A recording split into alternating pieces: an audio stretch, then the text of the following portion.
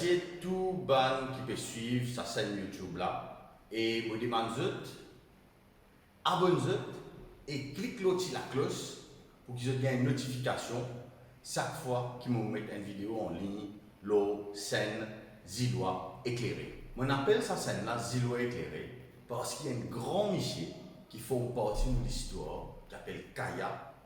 Il quitte comme l'héritage pour nous une santé notamment qui s'appelle Simen la lumière. Et je crois qu'il arrive là pour nous sortir dans la marée noire et qui nous rentre dans sa Simen la lumière là. Ça même si me donne, montre-moi. Ça même si me qui m'a pour passer. Ça si me la y'a là-bas même. Ça même si me qui m'a pour passer. Ça même si me devine, mettre-moi. Je vais proposer que nous guettons ensemble nos constitutions pour des bonnes raisons. Première raison, c'est que c'est ça même la loi suprême du pays.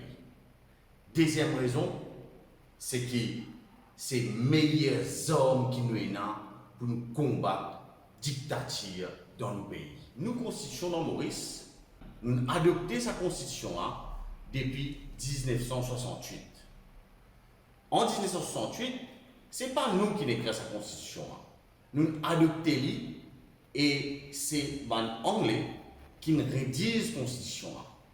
À ce là, la tradition d'une constitution écrite, il existait dans beaucoup de pays. L'Amérique, l'Inde, la Chine, tous ces pays-là, il y a une constitution qui est écrite. À ce là, ce qui est comique là-dedans, c'est que nous avons une constitution depuis l'anglais et je peine une constitution écrite. Seulement, nous devons reconnaître que dans le système britannique, la question de la séparation des pouvoirs, la question de l'organisation de la société, est ancrée dans notre culture. À ce là, nous avons un petit peu. Dans l'Amérique, par exemple, section N de la Constitution dit qu'il pouvoir faire et défaire la loi dans la main Congrès.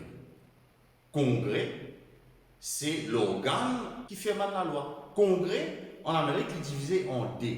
ENA, c'est qu'appelle Sénat, avec ENA, c'est qu'appelle l'Assemblée des représentants, House of Representatives. Dans la Chine, section N de la Constitution dit que l'État chinois, il y a un État socialiste qui construit l'alliance entre la classe ouvrière et la classe paysanne, mais il aussi dire que la Chine est une dictature du peuple.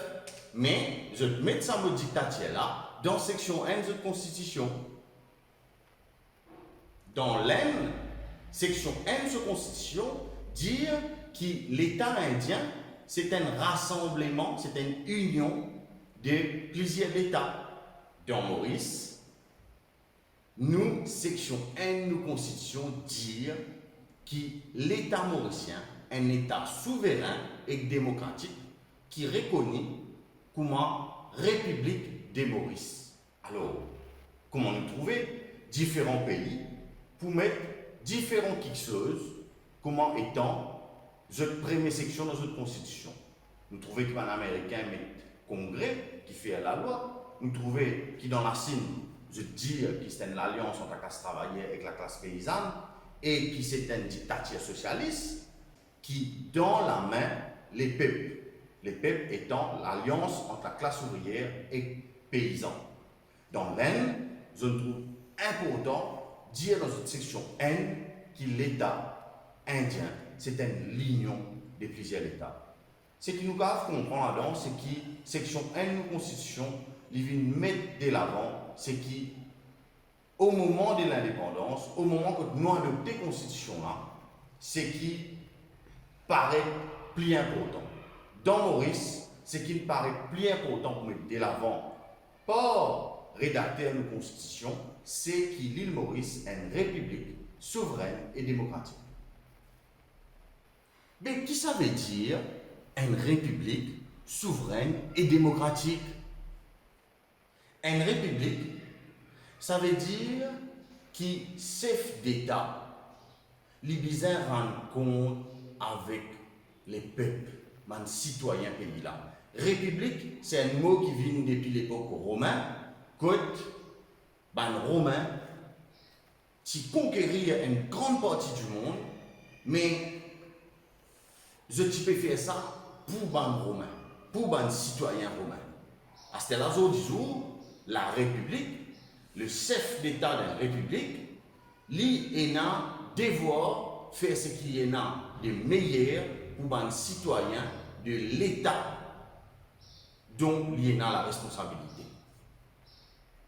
La République est très souvent opposée à la monarchie. La monarchie, c'est un système côté les rois, et la République, c'est un système côté les chef d'État. Chef d'État, il est élu à travers un processus ce qu'on appelle démocratique. Démocratique, ça mot-là, il vient depuis l'époque de la Grèce. Dans la Grèce, je choisis des représentants, et ça m'a représentant là, tu élu pour un certain temps, et c'est eux qui t'ont décidé, si pas besoin de faire la guerre, si pas qui la loi besoin de mettre, si pas qui taxe besoin de mettre.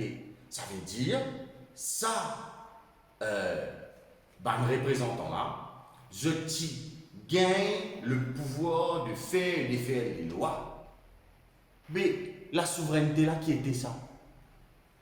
La souveraineté, c'est pouvoir faire et modifier la loi.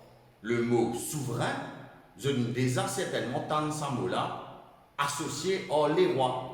Parce que, comme on dit, république opposée à monarchie, et dans une monarchie, les souverains, c'est les rois. Dans une république, les souverains, c'est les peuples. Et les peuples choisissent souvent un représentant à travers un processus démocratique, et ce représentant, lui, il a la responsabilité de faire et de modifier la loi dans la transparence et dans l'intérêt des citoyens qui délèguent sa pouvoir faire et défaire la loi. Aujourd'hui, bien sûr, concept de démocratie est élargi. Aujourd'hui, dans une démocratie, ce n'est pas tout qui a choisi un représentant. Dans une démocratie, aujourd'hui, il y a un droit et une liberté fondamentale qui est aussi expected. Ça veut dire, nous, citoyens qui vivent dans une société démocratique, nous expectons que nous avons droit et liberté fondamentale qui est protégée. Alors, aujourd'hui, concept de démocratie est élargi. Cette définition est élargie dans le sens qui, avant, le fait choisir ce représentant à travers un processus démocratique qui inscrit nous dans la catégorie qu'on appelle démocratie. À ce stade-là, il faudrait aussi que les citoyens bénéficient de ce qu'on appelle les droits et libertés fondamentales. Tout pays qui est une république démocratique obligatoirement implémente quelque chose qu'on appelle la séparation des pouvoirs. La séparation des pouvoirs, ça veut dire qu'il pouvoir faire la loi, pouvoir juger, prononcer la justice et pouvoir gouverner, les séparer. Ça veut dire pouvoir gouvernement, il y a un côté, pouvoir faire la loi, il y a l'autre côté, et pouvoir prononcer la justice, il y a l'autre côté. La séparation des pouvoirs, c'est un concept qui nous n'a pas capable de séparer depuis une république démocratique. Section D de la Constitution, l'il dit que Constitution, c'est la loi suprême du pays, et que si n'importe qui la loi, il ne peut pas respecter ce que la Constitution dit, il est considéré comme pas valable. Alors, il est très important de comprendre. Constitution, la loi suprême, et la loi qui vient en bas de la Constitution, s'il n'est pas respecté la Constitution, il n'est pas valable. Alors, chapitre 1 de la Constitution, et dans 10 sections 1 et section D. Section N, République souveraine démocratique. Section D, Constitution, la loi suprême du pays. À ce stade-là, il est important pour là qui nous comprend que le pouvoir qu'on interprète la Constitution, c'est le système judiciaire qui est dans sa pouvoir là. Il est important qu'il nous comprenne que l'État ça veut dire gouvernement, ça veut dire toute institution étatique, tout ministère, je besoin respecter la Constitution. Il est important qui nous comprend, qui sa dissection qui dans le premier chapitre de la Constitution, il y a la base construction de nos sociétés mauriciennes. Ça chapitre de la Constitution tellement important qui, si jamais un gouvernement les sans sa section qui trouve dans ce chapitre-là, vous êtes obligé, passeport, un référendum populaire, ça veut dire tout le monde dans Maurice, ils ont voté pour dire si vous êtes d'accord ou si vous n'êtes pas d'accord, pour changer section 1 de section 2 de la Constitution. Et avant qu'ils amènent ça au un référendum, vous avez besoin de gagner 75% députés dans le Parlement qui sont d'accord au même changement qu'ils ont amené dans la Constitution. Voilà, mes camarades, nous avons couvert section 1 et section 2 de la Constitution. Bien sûr, il y a encore beaucoup de choses à dire sur cette désection de la Constitution. Mais pour commencer, il est important que chacun nous comprenne l'importance que la Constitution est dans notre pays, surtout en ce moment, avec la manière que le gouvernement peut prendre une décision dans le pays. Aujourd'hui, nous devons approcher à ce qu'on appelle une liberté fondamentale, et c'est ce que nous pouvons trouver dans ma prochaine vidéo, une liberté et un droit fondamental. Je remercie encore une fois pour l'attention, je remercie pour qu'ils surtout cliquent sur la cloche là, notification, et surtout qu'ils subscribent à ma chaîne Zilo éclairé pour qu'ils nous sortent dans Marée Noire.